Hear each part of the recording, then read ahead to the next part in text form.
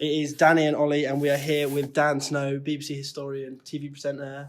Bit of every, what can't you do? Jack of all trades. Well, what can I do? A lot, man. Like basic maths, languages, science, a lot, man. But I don't want to let you into my dark. So you're here to do a talk today. We also want to know if there's any other projects you're working on at the minute.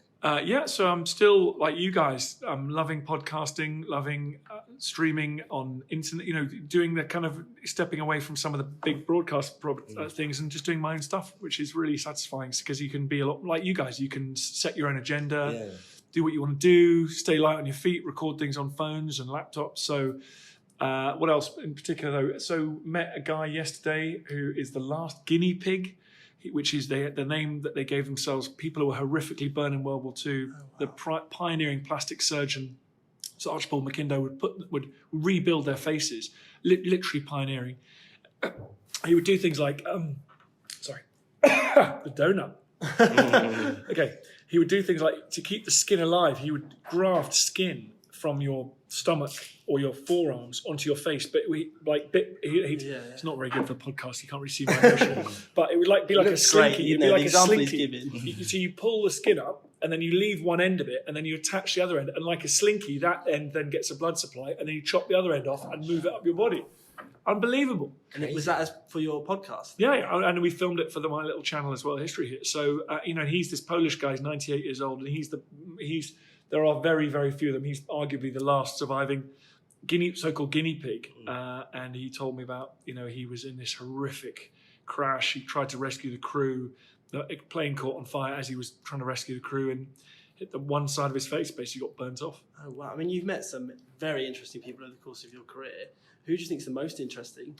Well, that's a good question. And when you guys are thinking about, I don't know how many of the listeners are doing media studies, but if you are, one of the things that no one ever tells you about the media, it can be quite glamorous and it can be fun and it can be exhausting and it doesn't pay very well. But it's the people you meet, and actually that's on both sides of the camera because they're creative. And if you're around creative and interesting and inspiring people your whole life, it stops you becoming a boring bastard, basically. Yeah. So I actually think the greatest honor of my career has been, meeting those people. And it's hard to say interesting. There was a woman who survived the Rwandan genocide and works now with restorative justice, so working with the people that committed genocide and mass criminal like rape and other crimes, and she works with them to try and help her recover and try and also help them and try and ensure that the story's not. I mean, people like that, you can't believe it.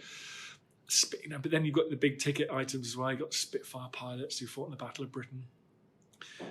You've got scientists, we're all talking about them at the moment, but the unsung heroes, the people that took part in the Green Revolution, who helped bring antibiotics to market. Is there someone out there in particular that you sort of dream in, like? Oh, the dream interview. Apart from us, obviously. Apart from you guys, I think I've hit the big time. It's funny. Sometimes people die, and you're like, I didn't know they were still alive. Why didn't I interview them? That's so annoying. Yeah. So that's kind of a weird one. I was lucky enough the other day to meet 108-year-old Dr. Bill Franklin, who's the oldest surviving prisoner of war of the Japanese in Second World War. And he got back from the war, and he's the guy, actually, he helped Alexander Fleming invent penicillin, or develop penicillin. Yeah. He's had a pretty good life. And then he went and Saddam Hussein invited him to Iraq to check out his lungs because and he said, unless you stop smoking, it's going to kill you. And apparently all the kind of Iraq courtiers in the room just froze. And Saddam Hussein went, okay, cool. And so he's an amazing life. And he's still writing scientific papers in over 100 years old. So we think he's the oldest human with an active career on the planet. That's incredible. It's pretty cool. Yeah. Dr. Bill Franklin, check him out. So he's done 3 peer-reviewed papers in his over 100, so that's for scientists, that's the thing. They're proper, and he just sits there in central London and just banging them out. I took my daughter to meet him. Yeah, it was very cool. So you mentioned collaboration a second ago. How important do you think the internet is to bring people together to make content like this? Well, it's everything, isn't it? Because when I was a kid, you'd have had to have a phone book and... God, I don't even know. I actually just don't know how people make TV content. Because now, everyone's got their favourite platforms, but for history in particular, Twitter's very dynamic. History Twitter's a good place. It's quite a friendly place. And so if someone's got a book out or someone's found a nail on a battlefield in Kazakhstan, you just get in touch with the expert straight away. She'll be like, yeah, come and film, come and get in touch. So for me, it's everything, both in terms of how I source and how I then deliver, how I find out about things and then how I broadcast them. The internet is everything for me. I can't even imagine. Oh, lovely. Because you mentioned your History Hit app as well. How did that come about? Well, that was just, like you guys, like everybody, just suddenly realizing, hang on a second, if I've got a good idea, why am I going to sort of queue up for 2 hours at, Meridian or Anglia or the New York Times or, the Guardian, when I think we can do this ourselves now? And it was a pain in the ass. We got there in the end. We did a big crowdfunder. We got the thing launched, and now we put up films. We put up the podcasts on there. So it's it's really exciting, and it feels like on a good day, it feels like this is the future. It's really really good. I can imagine.